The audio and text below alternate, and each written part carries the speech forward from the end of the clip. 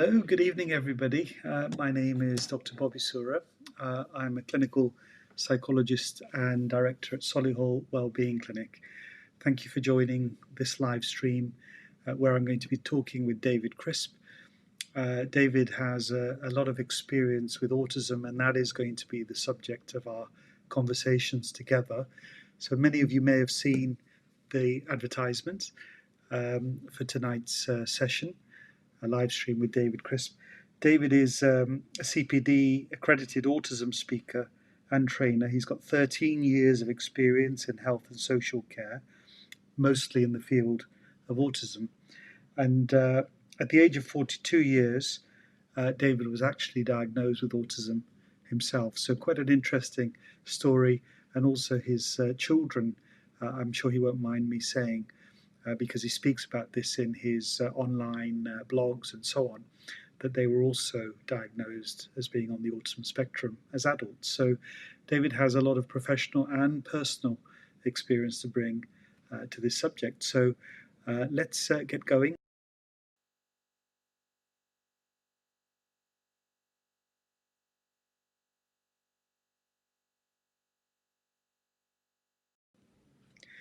Hi, David. Hello. Hello. Can you hear me okay? I can hear you absolutely fine, David. Yes, thank you for coming back by popular demand. Yeah, got all the bugs out of the system. It's a bit like I'm a Celebrity with the wrong sort of bugs, though, wasn't it? That's right, David. That's right. So, David, autism, some people don't like to call it a disorder. There's something about autism where people now use the term neurodiversity and neurodiverse. What's your thinking about that? Are you more leaning towards that sort of way of describing it? Well, I think that's the way it's going. I mean, I identify as autistic. I've never really been a great fan of the term Asperger's syndrome, which I was originally diagnosed with, mainly because it implies that someone has mild autism. Well, people that I've met, some of them with Asperger's syndrome, as a diagnosis have, whilst on the face of it, they may have mild autism, may have a lot of mental health issues. So it's easy to think, well, their life's cushy compared to someone maybe with the old term Canner's classic autism, that they may not have those mental health issues. So for some people, having a learning disability is part of their presentation. For other people, they may not have a learning disability, but they're disabled by society, not necessarily socially disabled themselves. So it's how society perceives them, which can cause, if you've got the awareness that you are wired differently, lots of issues with employment, education, friendships, relationships, and all those sort of issues. So you can perhaps have, in many ways, more issues than maybe someone that's at the older, more classical end of autism. Mm-hmm. So it's not quite as clear cut as it thinks, So I think that's why I think the neurodivergent is a good way of describing it. And also, if you don't want to use the autism word because people may prejudge you on it, neurodiversity gets around that. It's a bit like ethnicity. If you say from an ethnic origin, that's sufficient for some people, rather than having to go into great details. And then they may, if you're from India, they may use derogatory terms thinking you're from Pakistan, and I know the two nations don't always get on, so that can cause conflicts in itself with that. So sometimes, but I know this week on LinkedIn I've been a little bit annoyed that some people are so obsessed with the terminology, and I think it's more important we get the acceptance out there and fight against the abuses and deliberate and indeliberate, and when it comes to society and education, employment, etc., then maybe spend so much time on terminology, because terminology, as you're aware, as in medicine or as a clinical psychologist, changes. As society moves on, as science moves on. What's neurodiversity now? In 10 years' time, it may have the same meaning, but a totally different word that comes up. So so it's, to me, it's a useful term, but it shouldn't. Those endless arguments, I think, sometimes can muddy the water if you're collectively trying to improve the lives of people that are autistic. So I think sometimes it can get in the way, although I appreciate exactly where they're coming from as an autistic myself. Yes, and of course, there's also the issue, isn't there, David? Some people still refer to Asperger's syndrome as another description, or Aspies, and Yeah, again, you get lost in the language. But for some people, that's their preference. Although we know from a diagnostic point of view that term has now been subsumed under autism spectrum. Um, yeah, so precisely. yeah, so I think you're right. It's having a kind of balanced sort of sense of these things, isn't it? Mm, It is, yeah. yeah, yeah. So, David, in terms of there may be people tuning in today, or will follow this stream over the coming weeks and months, maybe even years, because once something is on the internet, it stays, doesn't it? Unless it's taken down. Yeah. Um, but if we were to really boil it down for people who are perhaps very new to the field, maybe worried about someone in their family or themselves having autism, um, what is it that we're looking for? Because you are a autism trainer, you've also been an autism needs assessor, you've worked with the National Autistic Society, so I know you bring a lot of experience to the field. Yeah. But if we were to sort of in simple terms explain uh, what it broadly means if you have a diagnosis or may get a diagnosis of autism, what are we Yeah, looking at? well, for me, it's you can you can use terms like different way of being, but most people would maybe find that quite a difficult concept to grasp. But I prefer it you're having a different processing system. At the Mm, moment, as you know, we've had a few technical issues this tonight, and we had several a few weeks ago. mm, But I'm using a Microsoft computer. You may be using an Apple Mac. Not that it matters. But these are two systems that are incompatible software-wise, but one mm, isn't necessarily better than the other. And it's the same with people that are autistic. We're wired differently, but doesn't necessarily mean we're better or worse than somebody else that isn't autistic or isn't neurodivergent. It's just a different way of thinking. mhm. Which is why I call my company Wired for Autism, because we're Yeah. wired differently. It's a different way of thinking as well as a different way of being. So that certain concepts may take us longer to grasp, and others we can get quicker than other people because we don't get muddled down with some of the periphery of things.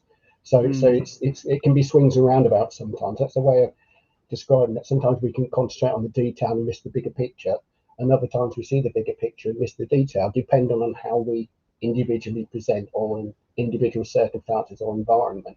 So so really we've got to be diagnosed, you have to have deficits in three areas, which are social imagination. Social communication and interaction, and we mhm. have repetitive and restrictive activities, Yes. and we also have a sensory profile as well. So years ago, it Mm, used to be three things: the three social imagination, social communication, and social interaction. But the mm. social The triad. imagination sort of went out the window because people were thinking, well, you can't be autistic because you've got an imagination, but they weren't Mhm. thinking about that. It was more how you understand socially what someone's trying to communicate to you, Yes. and understand that your actions and words impact on another and vice versa. So it's Mm, trying to get, the hardest thing autistic people have to do, unless they go into psychology in great detail, is understanding how somebody else thinks. They may right. understand another autistic person thinking, the logical thinking, the way of eliminating all the fluff that we have in a conversation. Mm, But to other people, that's a necessary part of communicating. We tend to be more, again, it's generalization, more task orientated, more logical thinkers. And anything that gets in the way of that logic can sometimes be quite difficult for us. mhm. And then again, there are people like myself that, yes, I'm a logical thinker. He can be quite emotional, and some people are autistic. I find it really difficult in either showing emotion or appearing emotional, um, Yes. because they can't control those feelings in themselves, let alone understand somebody else. So they can come across as quite cold and distant. Well, it's really, I can't understand your emotions because I'm struggling to understand my own. It's too, Yes. it's a bit like the old adage: you have to love yourself in order to love somebody else, and there's very much that when it comes to the emotional side of autism as well, and that can be very, very difficult for people. So we can come across as self-centered rather than selfish, if that makes sense. That we're having to deal with so much of the things that are going on in our head and in our bodies that it's difficult then to take on somebody else's concerns. And it doesn't mean we don't care. It's just an extra load that's just sometimes too overbearing. Whereas a selfish person just doesn't care. And it's not about not caring. It's about we can only take on so much of somebody else's baggage on top of our own, if that makes sense. It's just too much. Is that, David, because of the sensory sensitivities and perhaps the environment that we may see, where I'm sitting now, there's bright light shining, there's Precisely. I mean, if you imagine yourself that you're not autistic, but you're, I like to think in some ways autistic. It's kind of like you're living like a foreigner in a strange land. You may have the same intellect as somebody else, but you don't understand everything that they're trying to say to you. You might get them, as my daughter calls them, the wow words out of the conversation, the important bits, but the rest of it disappears. It's kind of like I have very limited knowledge of French. I could watch a French film with French subtitles as well, and I'd pick out the odd word. I know what that means, but without the subtitles, I wouldn't have a clue what half of what they're saying. But I might be able to get the gist of it, but not the whole picture. And sometimes with autistic people, it can be very much like that. So it's not necessarily anything to do with intellect. It's about understanding what someone's communicating with you and how you communicate back to them. And sometimes you may hear a sentence, but only 2 or 3 words of that sentence jump out to you. And then you have to compute what's the relevance of what they're trying to say. What is the most important words in that sentence? And it could be totally wrong. On simple terms, if you want to get an autistic person's attention, say their name first rather than at the end of a sentence, because they immediately know that you're talking to them and not generally talking to anybody in the room.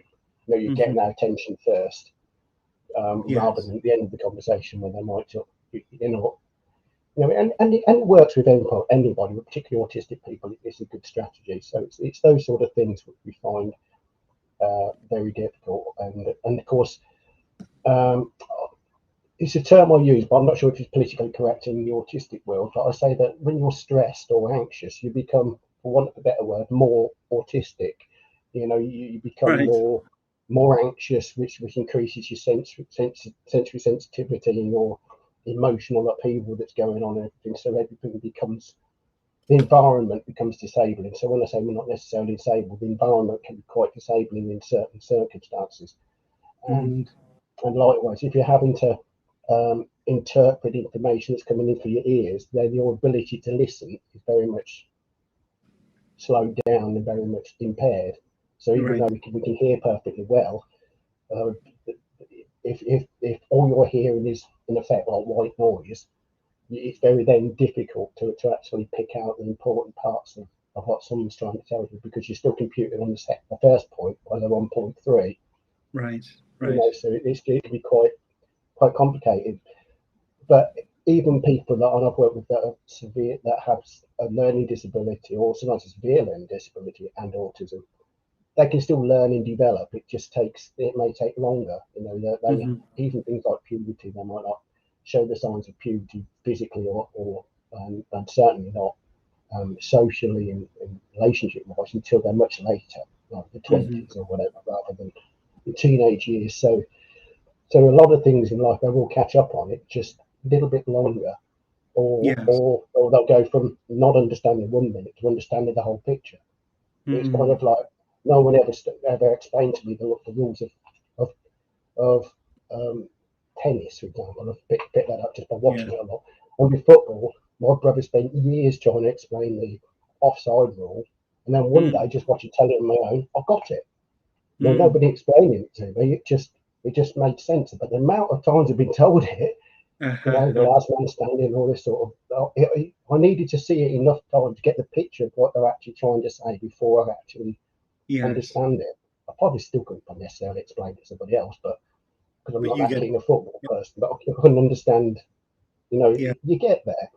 And likewise, those that are autistic and have delay in speech, like my daughter, for example, and they may never babble, and they present as deaf, and then suddenly when they do, if they do learn to speak, go from nothing to complete sentences rather than a gradual thing. It's kind of like the brain will figure out a way to get there.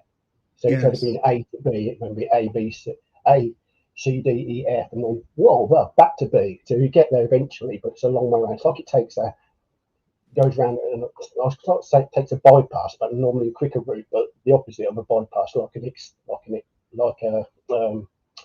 a detour, then eventually gets that point. I understand. So, David, in terms of you getting this diagnosis in your 40s, was that, some people say that having the diagnosis is a great relief because it starts to help to make sense of how you've Yeah, experienced the world. And was that the case for you? Was it quite important? yeah. I was a late developer when it came to relationships with girlfriends, etc., and things like that, and other relationships. But more than ever, I had quite a few years of depression. And I was brought up, for example, to learn that hard work is its own reward, and I went to work to work, simply as that, rather than the social aspect of it. But Mm, post-diagnosis, I understood that, yeah, there's another element of it. You have to try and sometimes, if even with the people that you don't like, you've got to try and get on with people at work, and realise that work isn't just simply doing the job. Because yes, you might, even it's kind of like, it's more than just going to work, because otherwise you're going to be a social pariah at work. Oh, he's great for getting the work done. We can give him extra work, he'll do it. yeah, But you're not going to get invited to social events, whether you want to or not, and you're not going to get on in life and that employment, right, if they just see right, you as a worker and nothing else. You almost have to mask and act out certain behaviours in order to be accepted by the community. You shouldn't have to, but you do.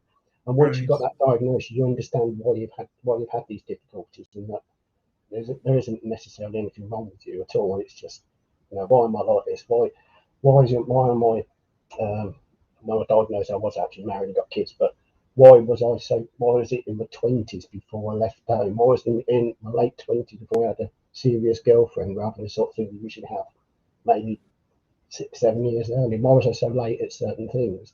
And then you know yes, why? Because, yes, it's even though you're mature in some ways, socially, you were still quite immature. You got reached these milestones later. Doesn't mean yes, necessarily there's anything wrong in it, but society mm, views you like that. Particularly now as we're um, becoming a more obsessed with certain behaviours, like mm, uh, like more obsessed with sex, maybe than courting. And again, with me, it's a very different as well, because I was the youngest of a large family. So mm-hmm, my dad was 50 years old, so I also had quite a traditional sort of background. The music I right, grew up to was 50s, 60s, and earlier music. So even in that respect, my environment played a huge part in my development, as well as just the autism. If that makes yeah, sense as well. So you become, both your environment and both your genes all play a large part in how you present, particularly if you're autistic as well. mm, yes, yes. And David, your children, did they receive their diagnosis as adults as well, or was it in their childhoods? As children, my son was diagnosed the later the same year as me. He was diagnosed quite early on with having dyspraxia, which is Mm, not autism, but very often linked to it. You've got some behavioural difficulty, and you've got that, what you call in my day, so in my age, clumsy child syndrome. It's not totally NPC description, but he used to fall over a lot and things like that. But he was very, very academic, but socially he had difficulties making friends unless they got the same interests as him. But he found it very, very difficult to widen that circle, yeah. unless they were what we call these geeky or nerdy. Then they're just well on his radar. Mm-hmm, So he was diagnosed the same year as myself, as the old term Asperger's syndrome. okay. My daughter, even though she presented very, very early on, even as a baby, she presented as deaf, and they were doing tests when she was under a year old. Um, Mm, she just shocked. She turned up at the cop because you were crying. She feel back in shock, didn't know you were there, and we thought, oh, it's because she not heard us coming. It wasn't that. It's like suddenly she was in her own sort of world, and suddenly Dad appears, and it's like, well, where did he come from? So, but with her, because she had other comorbid conditions, it was later. She had lots of fringe diagnoses, which together made autism. It's kind of like when she was diagnosed, Dr. Judith Gould at the Lawn and Ring Centre in Bromley in Kent, at the National Autism Society, she said what they failed to recognise, some of the doctors locally, is that if something's got webbed feet, waterproof feathers, quacks, waddles a bit, flies, and lots of water, it's probably a duck. Yes. It's kind of, so in effect, you've got all the symptoms, but they didn't put all those. If you think of medicine or psychology as a puzzle, all the pieces were there. They just didn't put all those together, and it was shouting for her, shouting, and it's like, whoa, that nobody else could see it, and there were other reasons as well, but we're not going into that tonight. But there was lots of other issues. Was it because of father's depression, why their behaviour was set? Why was it because of my diagnosis that it was impacting on the children? So they behaved autistic because the dad was autistic. There's lots of issues that can come to play because of that. So it made it quite difficult. So she was 15 and a half, my daughter, when she was diagnosed. 15 and a half. And David, in terms of men and women, male and female, boys and girls, presenting differently. I mean, obviously, every person on the autism spectrum is unique. They're each different to one another. But is there some truth that girls are harder to diagnose or tend to get a diagnosis less frequently? Generally, yes. Again, there are, in anything, there's rules. So if you get a disruptive child, boy or girl in class, and they're showing autism signs, then they're more likely to be diagnosed because they're disrupting everybody else's education as well as their own. But if they're studious, sitting at the back, getting on with the work, either they're very intelligent, in which case they might stand out, or they're middle of the road sort of student, they're not, I'll describe it, it's not sinking, but not swimming either, just floating, gradually getting nearer and nearer to the bank, but they're going to get there in their own time. Then that's sort of my daughter, and with her, the school just couldn't get it until she went to a different school. But at home we had biting the dog at the moment she came home. She'd bite her brother when he came home. She would rip up a uniform. She'd scream, shout, bite, kick. She'd destroy a school book, or she had homework to do. She spent 4 hours writing 2 or 3 sentences when she was about 5 or 6 years old, because it had to be perfect. Any slight error, if the letters weren't exactly right, and again, can be an autistic trait. So, but because the school didn't see that, they saw this girl with a fixed grin on her face. Well, as you would know through psychology, a smile doesn't necessarily mean happy. It can be a grimace, or can almost. There is such a thing as a psychotic smile. You can even get a smile that actually says, "I'm actually going to do some damage." But for her, it's very much like, like a young boy being photographed, and he doesn't really want to do it. He pulls a funny face. But for her, you couldn't really smile naturally. She can now, but it's kind of like. And then she's stringing her legs when she's in school. Another thing, isn't that happy, content girl? You're thinking, but they didn't quite figure out that part of growing up as a young child is to talk to your friends in class. No, you're not supposed to be a little bit disruptive, be a bit questioning of the teacher. She did none of that, and these are the things that would.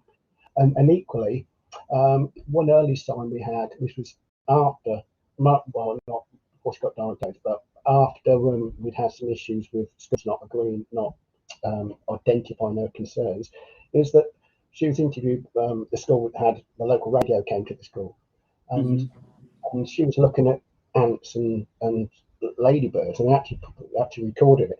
And she must have spent 5 or 10 minutes talking about ladybirds to this reporter from local BBC radio. Right.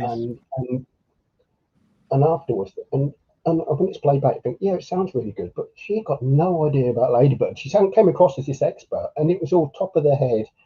But and if you heard her, she would sound like these little bugs are her friends. These are all sort of, she'd name them all sort of thing. You're thinking, this is not the sort of behaviour you expect from a child of 10 or 11 years old. It's childish, if you know what I mean, as well as being. But as a result of that, we ended up going to the radio station, paid for the children and us and myself and the wife to go to the cinema for free and do a film review, which is quite nice. So it was quite good. But it was really, really sort of interesting how to complete strangers she was able to open up, but some of the teachers she really found it difficult to talk to. It was quite bizarre. But she's talking Right. about things rather than people. You see, it's very, very different thing. So there can be those differences, and I suppose there's something about sometimes children who may be on the spectrum can get very good at compensating and mimicking and Yeah, and learning the kind of almost like rote learning phrases and comments and facial expressions that fit yeah. with everybody. So And it I is a think particularly with girls, because very often, and in our society, it's okay for a girl to be quiet and shy as well. Not that my daughter's shy, but quiet and being at the back. And of course, if you're at the back, it's kind of yeah, like when you start a new job, you're job shadowing. Well, for her, she job shadowed at school for years. yeah, You know, so therefore you pick up certain things. It might not come naturally, but you learn what other people do. You learn how to start a conversation. You learn how to end one.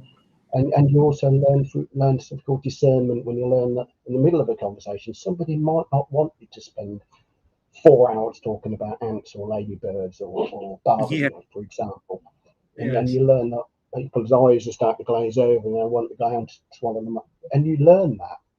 It may not come naturally, but you learn it. You learn that otherwise people are going to yawn or walk off or whatever. So you learn to rein some of your behaviours in, no, and some of it's self-preservation because you don't want to be bullied at school either. So you have yeah, to think, maybe I'll shut yeah, up then, right? But then it can cause another problem when you self-isolate, and so you've got to think of a way of controlling that. So it's like behind me, you've got lots of Daleks and other Doctor Who stuff. Now, yes, I'm sure if you got several hours, I could spend hours talking about each one and all these thoughts, which story they're from, and all that. And even if you're interested in Doctor Who, you'd have to be really, really interested in that because you always want to glaze over after the first 2 hours, or possibly even the first 2 minutes.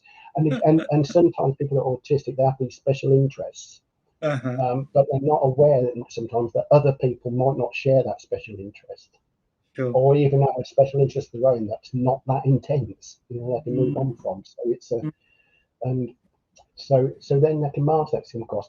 Oh, he's really eloquent. He can stand in front of a room and talk about autism, for example. So he can't have that much of a social issue. Yes, but I'm talking about something I'm familiar with.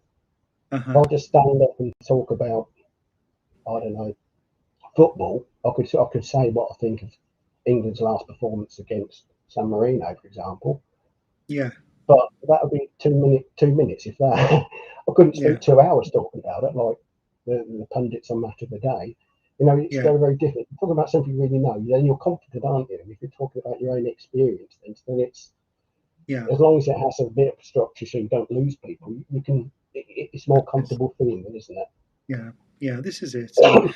And what I found is that when I'm with people who may have a diagnosis of autism or are seeking one, uh, very often they may bring the subject onto their area of interest and can talk very eloquently in a great lot of detail about it. Um, David, in terms of where do you stand in terms of how society accepts people who are neurodiverse? Do we, for example, there's reports, aren't there, that people on the autism spectrum are much more likely to be medicated for all sorts of, Yeah, exactly. Yeah, associated difficulties. Um, maybe even more likely to be institutionalized in the older days, and maybe even to a degree now. yeah, yeah. So what's your thinking about that? How good are we at the moment at embracing Um, neurodiversity? well, certainly we're on the right road. I mean, I would be wrong to say we're not, but Mm, there is still quite a way to go. And I think now, with things like the Christine McGuinness being in the news at the last night of a program, and her husband Paddy about their 3 children and her diagnosis, and also Mel Sykes and other people like that have come out, as it were, as yeah. being autistic. It's kind of like when more and more people came out as being gay, it became less of a taboo, and I think that's happening a Mm, bit with autism. And also over recent years, even some people that are more classic autists, even people that can't even speak, Yes. if they're able to read and write and able to describe their feelings, like the book The Reason I Jump, for example, is written by a Japanese lad that's autistic and non-verbal, but he's Yes. able to explain what's going on in here. Hmm. And sometimes people that are autistic can't always even do that, but sometimes if it's written down, they can do it in a different way as well. So sometimes and that helps. So I think we need to move away from awareness now and more to acceptance and how do we change things. Um, Right. I Right. was part of the trial for the Oliver McGowan mandatory training, which is currently being reviewed, ready for rollout hopefully next year. And that's because a young lad that had autism and had seizures, the medical team at the local hospital couldn't really understand his autism or his epilepsy, and we couldn't understand how his behaviour and being in hospital because of the sensory difficulties and environment. He was getting increasingly agitated. So they Yeah. medicated him and gave him antipsychotics, which he didn't need, which actually made his epilepsy worse. And then he was accused of Yeah. faking his seizures and lots of things. He ended up dying. But his mum, rather than penalising the hospital and having a fight against the NHS, hers is more awareness and acceptance that these Mm. sort of tragedies don't happen again, Hmm. or that they're reduced as much as possible. And I think that's I think that's a much more positive way to go, because you cannot change the past. You have to move forward and think. And it's good that you mentioned about the institutions. There's a report just this week. There's about 2,000 people with autism or learning disabilities that are still in asylums in the UK, which is staggering. Some have been It in is. there for 20 years. And the problem that a lot of autistic people do, even people like myself, that are what you say the higher end of the spectrum, is because they feel increasingly isolated. They may have issues with depression and anxiety. We Yes. ask for help. If we end up being over medicated or institutionalized, then it becomes major issues because you're in an environment that you find very difficult. So you react against that That's right. environment with challenging behaviours, and what Yes. becomes a voluntary admission can quite easily then become a section, which can then become months, even years, when all they needed to be was in the right environment in order to help that person self-manage their behaviours and their anxieties, and other people Yeah. make Yeah. life a bit easier. And Absolutely. some of the advice that we're given as part of this training was quite basic. It's sort of like, before your doctor places their hands on someone that's autistic, explain what they're doing, form the hands up, run together. The simple thing, and it's a lot of people think very complicated answers, and sometimes the answers are quite simple. Now, how would you feel if you weren't autistic and somebody Mm. put their freezing cold hands on you? You'd react, wouldn't you? Well, if you don't know how to react appropriately to that, socially appropriately, then you may hit them because you think, Yeah. oh, that's terrible. You put that freezing Yes. cold Yeah. hands on me, get off me. Yeah. So it's a normal response, really. Yeah. It may be maybe slightly exaggerated, but then you find ways of dealing with Yeah. that. So it's about improving those things. It may take a generation, but I think things will start happening, and Yeah. that's the way to go forward.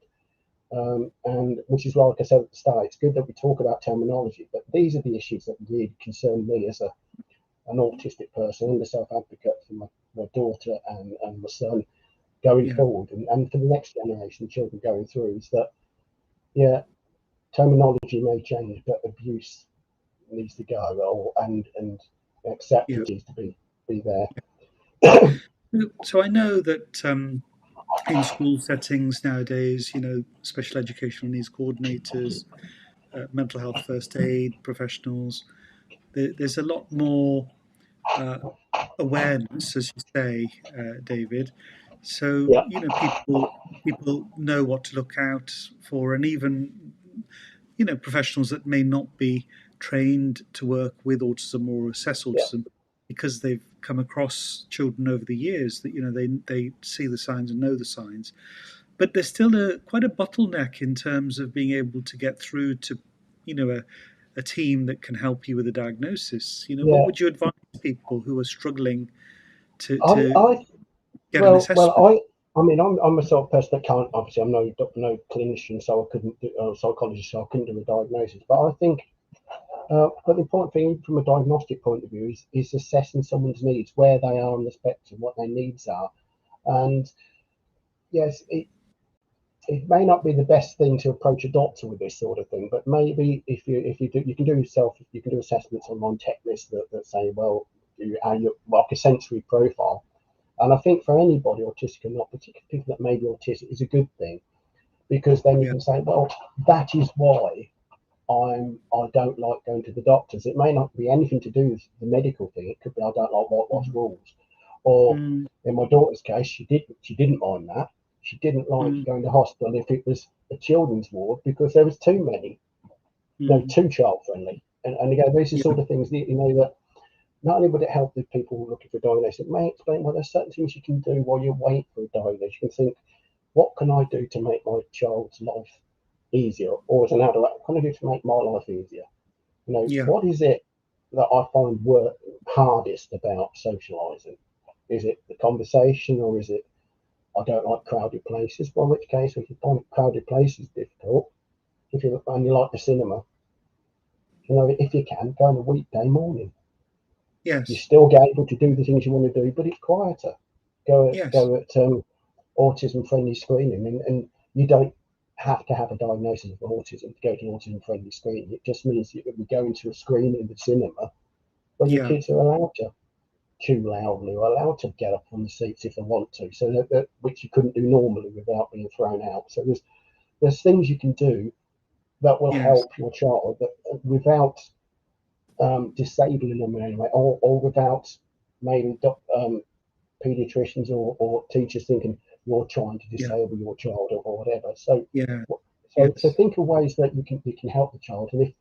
and I'd always say to people, if in doubt, I'll say four letters: CIBA.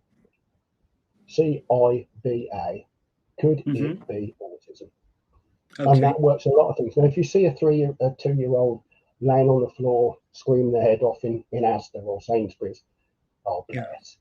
5-year-old doing that, you don't think, oh bless. The instant reaction is parenting. But then think, Yes. is it bad parent? Is that child being a little toe rag, or could it be autism? And if you Yes. think there's a reason for that behaviour, then then that changes your mindset to how you Yeah. approach things, doesn't it? Well, the key So is not to judge anyway, isn't it? it is, yeah, We judge far too readily, David, and I think we should always look with a compassionate mind and compassionate eyes. I feel, because people are often doing the best they can in difficult situations and circumstances. But I have seen now that some supermarkets are having autism friendly hours and so on, so that you can go, the lights are dimmed down, the music is quietened yeah, down, yeah, they're not blasting out the fragrances, that they do to get you yeah. to buy.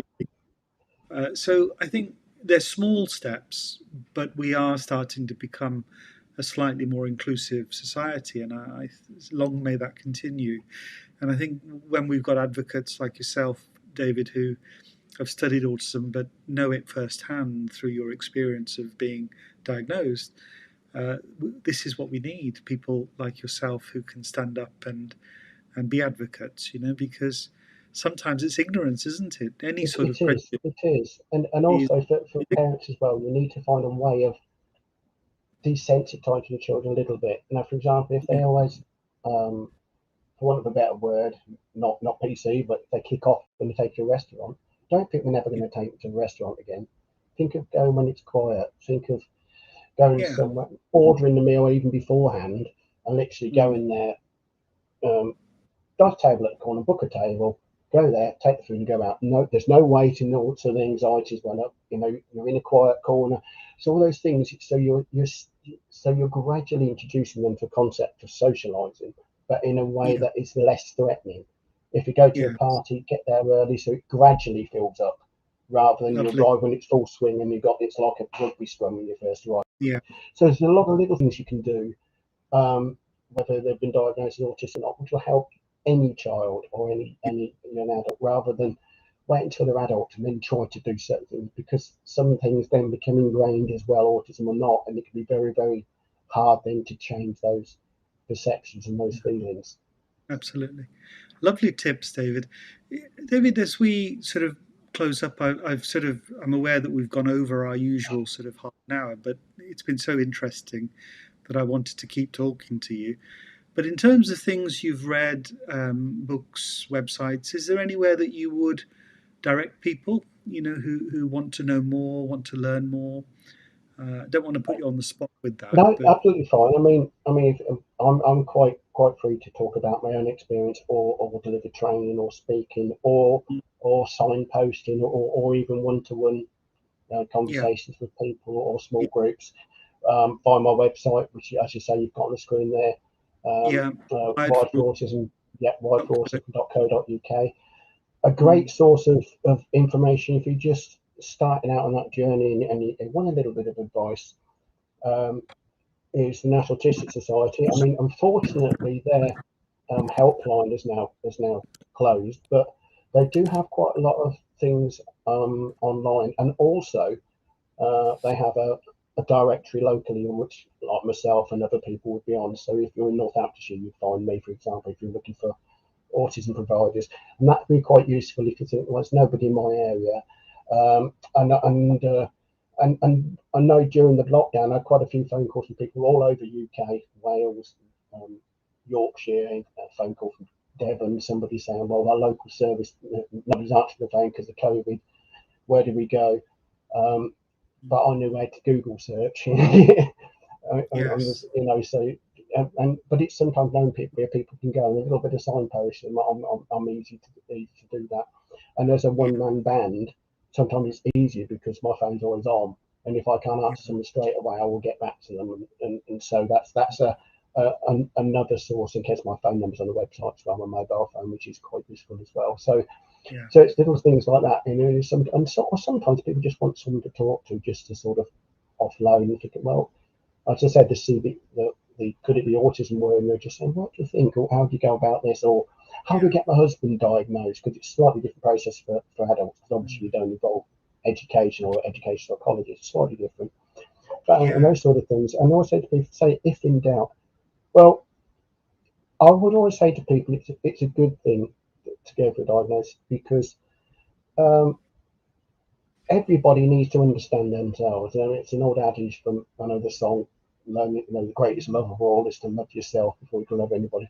And there's a lot of truth in that. If you can understand yourself, and you can then understand why certain behaviours, I'm happily married after 25 years, I can now understand why certain of my behaviours are habits really annoy my wife. Doesn't necessarily mean I'm going to stop doing some of them, but I can do them. I can maybe say, well, it's like little things like on my massive collection down here.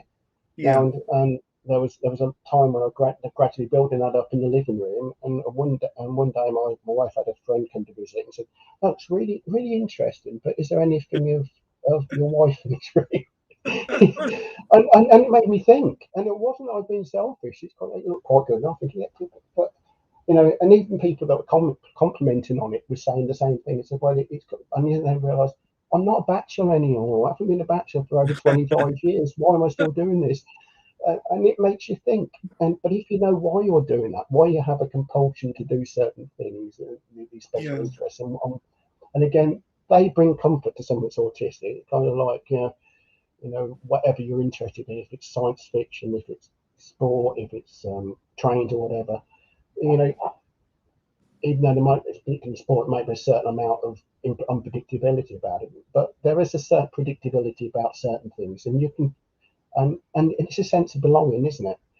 yeah, You may find crowds really difficult. But if you're autistic and really like football, you might be able to cope going to a football ground sure, because you're all doing the same thing. Yes, it's noisy, but you know it's going to be noisy. And again, if you get there early, that noise builds up. It doesn't start noisy, so it's kind of, so there are ways, even things like that. And yeah, you were saying yeah, how things can improve. On that very subject, a friend a relative of my wife's actually messaged me the other day to say that at Arsenal Football Club, they yeah. actually have a sensory room Oh for, wow, for, for autistic kids. If they go to the football match, they're really into that, it gets too much.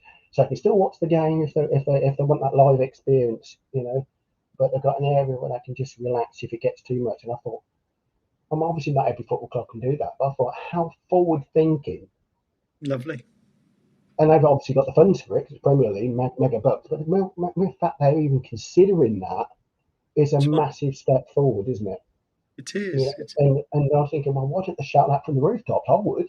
It's good PR as well as everything else. And I thought, I've that's never a heard it brilliant idea. before, and they ought to be promoting it and as a model of good practice. It's Yeah, wonderful. yeah. And I Wonderful. thought, oh, really, really good. And I thought, so, and again, it's simple. It's those little measures. So you're also saying to that person, or even if that kid's spending the whole day there, they can in fact the whole family go to the football. The dad can go and watch his football. The football can, the brother or sister that's an Arsenal fan can go and do that. And Yeah. he's not excluded.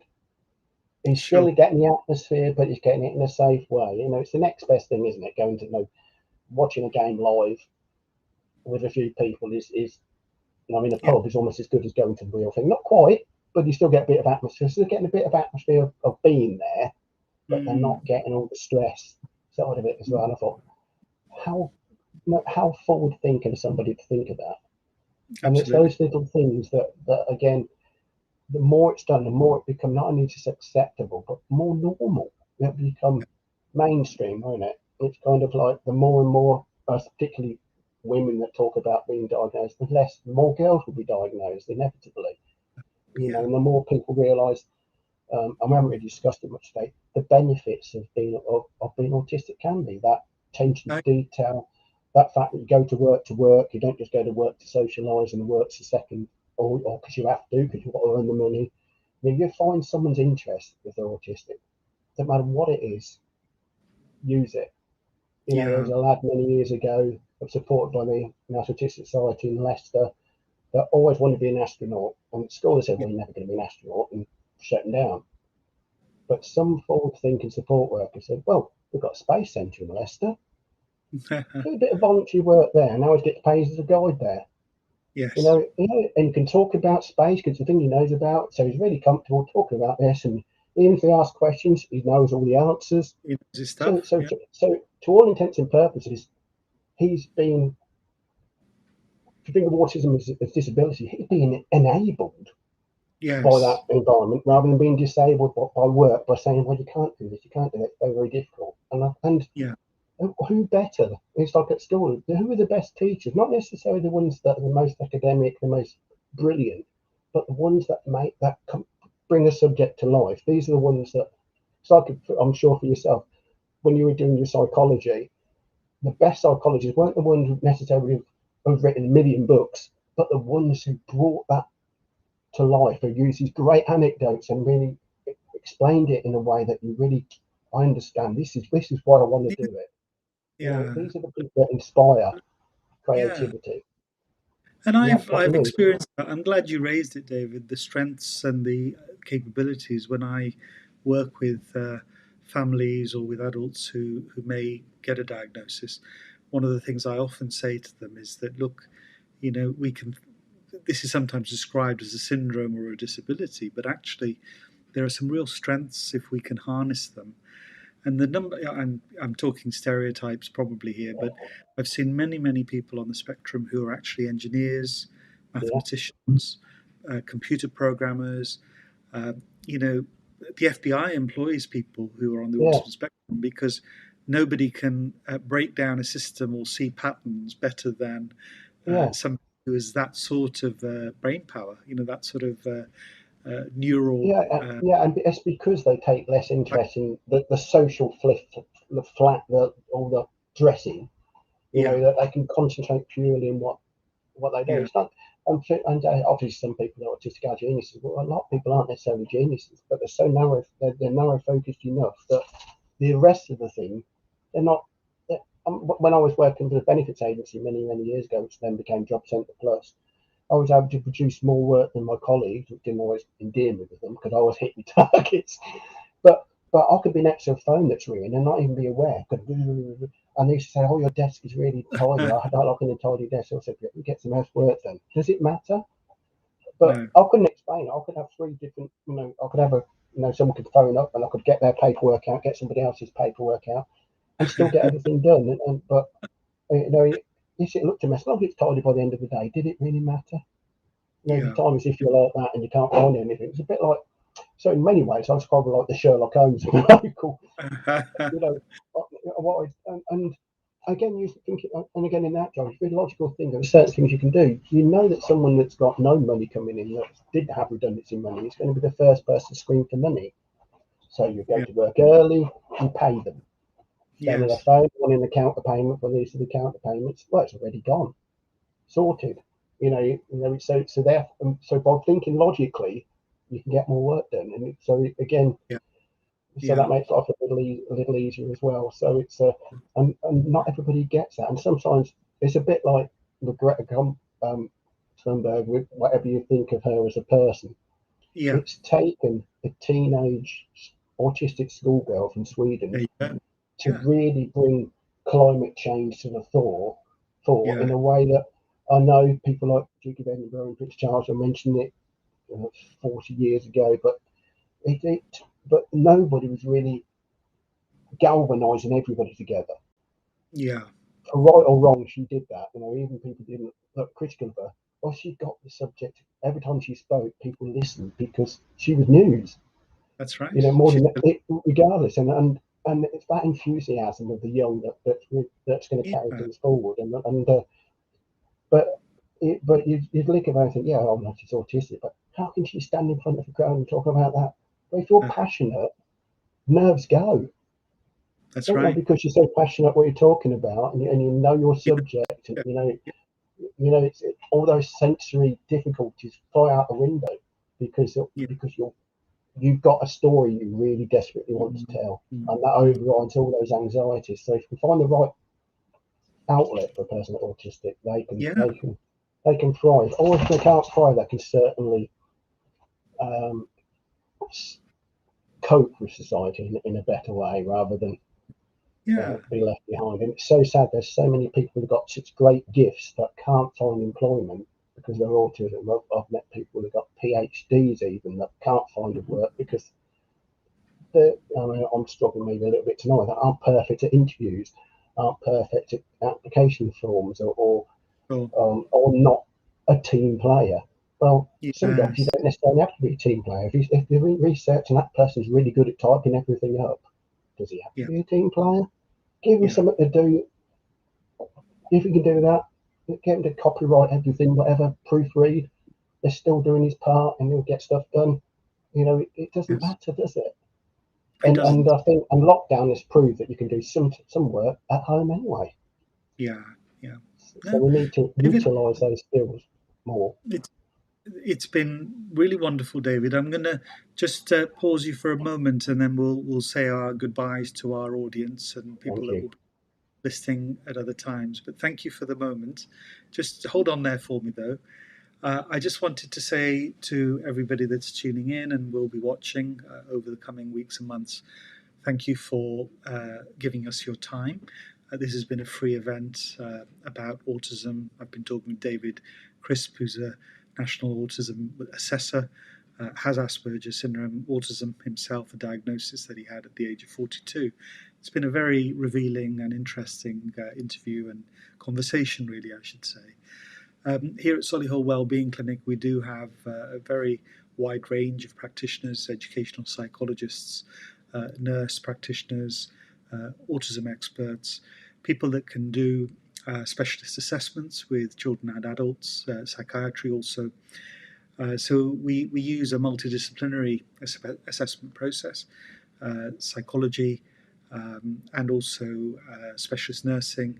And we use the ADOS-2 for young people, which is a gold standard in assessment. So if you are struggling to find somewhere to get a diagnosis, get an assessment, not just for autism, but any other condition, or you want to look at autism or your child or your young person in the wider realm of things, we can certainly help if you would like to contact us. Today has been a wellbeing conversation with David Crisp. We do try to run these each Thursday. So if you're interested, you have expertise, you know someone that would like to talk on a subject, do ask them to get in touch. They can get in touch with us through Facebook or through Twitter, or indeed through our website, www.solihullwellbeingclinic.com. And if you want to get in touch with David, David's website is wiredforautism.co.uk. You're more than welcome to contact David. So I'm going to just bring David in so we can say our farewells. David, thank you for your time this evening. Thank you. It's a pleasure, Bobby. It always is. Yes, thank you very much. We'll see you again, David. Bye-bye now. Thank you. And I cut David off very abruptly there. I do apologise, David. I'm still getting used to this lovely system that we have here. Restream is what I've been using today. So thank you, and do look out for us in future. Bye bye now.